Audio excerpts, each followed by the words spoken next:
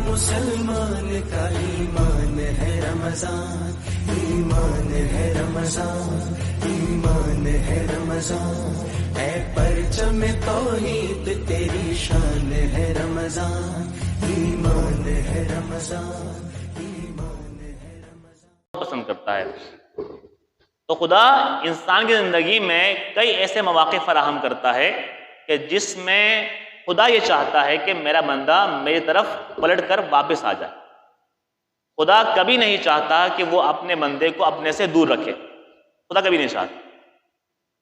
خدا کبھی رمضان کی شکل میں اس کے لیے مغفرت کا راستہ کھول دیتا ہے، خدا کبھی روز عرفہ کی شکل میں اس کے لیے مغفرت کا دروازہ کھول دیتا ہے، خدا کبھی شب نیمہ شعبان کے طرز پر اس کے لیے مغفرت کا راستہ کھول دیتا ہے۔ اب انسان پر ڈیپینڈ کرتا ہے کہ وہ اپنے پروردگار کی بارگاہ میں کتنی جلدی قدم بڑھا سکتا ہے۔ اب یہ انسان پر ڈیپینڈ ہے۔ اب اگر انسان کے اندر قوت اتنی ہو کہ وہ چاہے تو فوراً کر لے۔ اب کچھ لوگ آہستہ آہستہ کرتے ہیں، مگر خداوند کریم ہر انسان کو ہر وقت مہلت دیتا رہتا ہے کہ اگر اب دیکھیں نا، روایتوں میں موجود ہے کہ اگر کوئی شخص گناہ کرے تو پروردگار کیا کرتا ہے اپنے فرشتوں سے کہ اے فرشتوں، میرے اس بندے نے گناہ تو کیا ہے مگر مجھے یقین ہے کہ میری طرف پلٹ کر واپس آئے گا۔ تقریباً 7 سے 8 گھنٹے تک اس کے گناہ کو نہ لکھا جائے، یہ کہا جاتا ہے نا روایتوں میں۔ مگر یہاں پر بات کیا ہے کہ خداوند کریم ہر جز میں ہر طریقہ کار سے کوشش کر رہا ہوتا ہے کہ میرا بندہ پلٹ کر واپس آ جائے، مگر جب انسان اپنی اس گمراہی کے اندھیرے میں جب اتنا گر جاتا ہے تو اس کو یہ ہوش نہیں رہتا کہ میرا خدا مجھے اپنی طرف واپس بلا رہا ہوتا۔ اب جب وقت مقررہ گزر جائے اور انسان اپنی اس گمراہی میں پڑا رہے تو خداوند کریم کہتا ہے کہ اب میرا بندہ پلٹ کر واپس نہیں آیا، اس گناہ کو لکھا جائے۔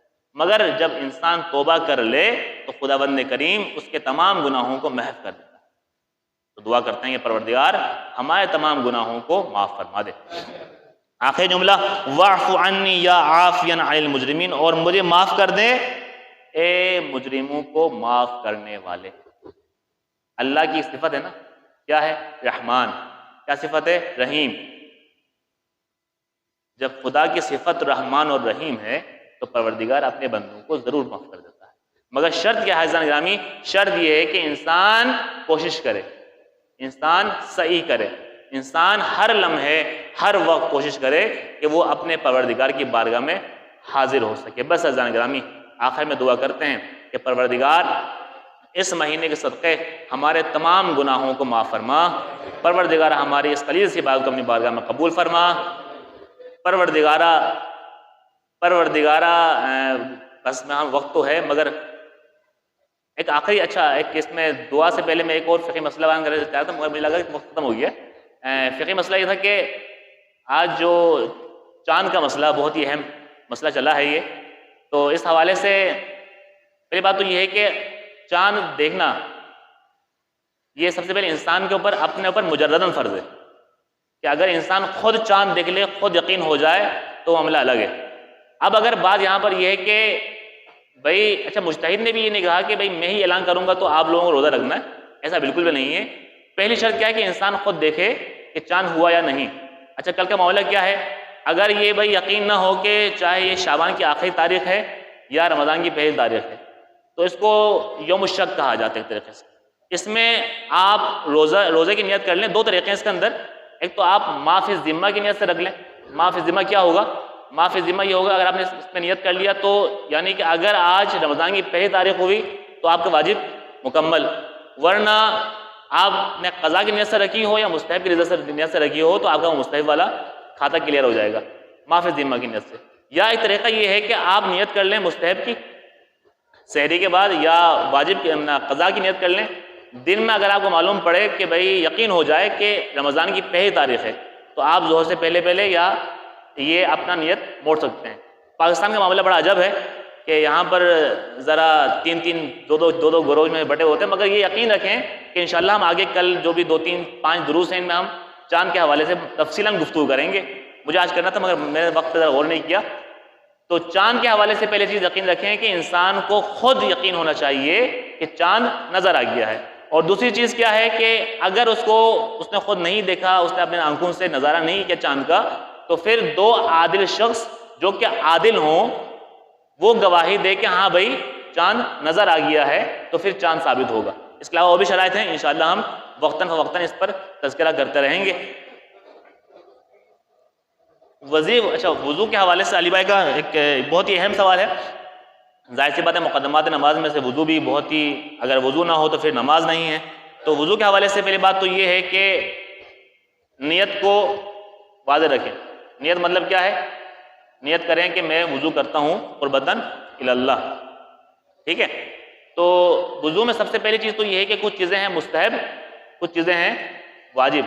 ٹھیک ہے، تو مستحب اگر غلطی سے، وہی تو سب کو یہ پتہ ہے کہ مستحب اگر غلطی سے چھوڑ جائے، اگر جان بوجھ چھوڑ دیں، جیسے چھوڑنا نہیں چاہیے، مستحب کی کوشش کریں کہ انجام دیں تو معاملہ خراب نہیں ہوتا. مگر واجب اگر انسان کر لے تو پھر یہ ذرا مسئلہ ہو جاتا ہے. پہلی بات تو یہ کہ اگر آپ کے ہاتھ پاک ہیں تو یہاں سے لے کے ہتھیلی سے جو ہاتھ کا حصہ آتا ہے، سوری یہ جو حصہ ہے ہاتھ کا، یہ واجب نہیں ہے دھونا.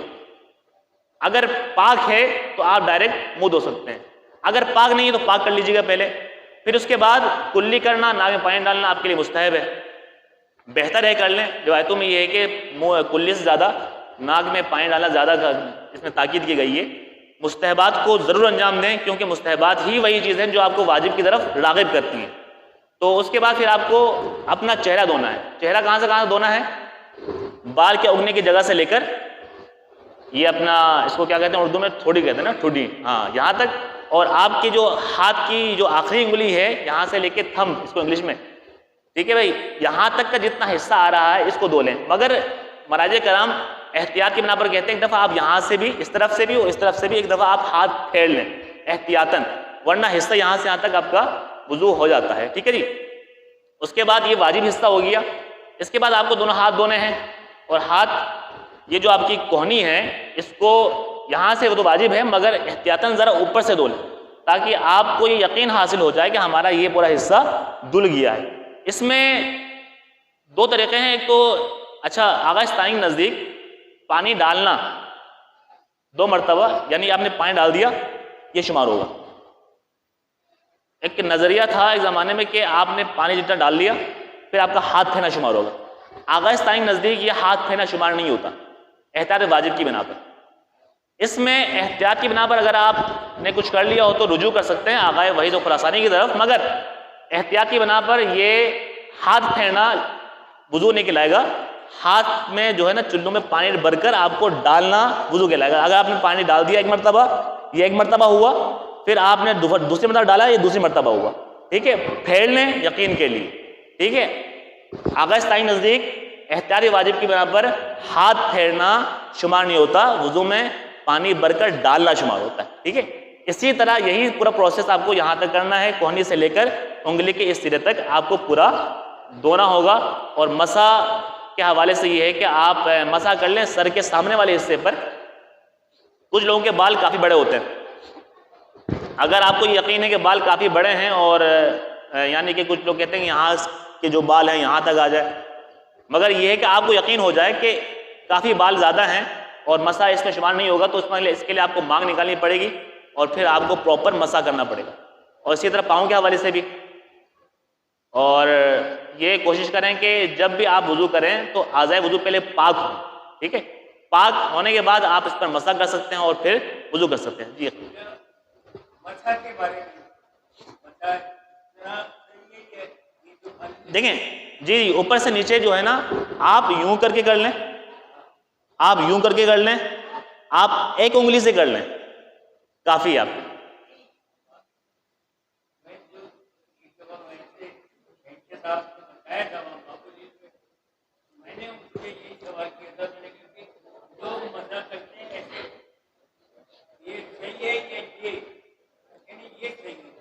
بہتر تو یہی ہے. دیکھیں اگر اس میں ایک اشکال یہ آتا ہے کہ اگر آپ کے ناخن بڑے ہوں، ناخن بڑے ہوں تو پھر اس میں اشکال آ جاتا ہے.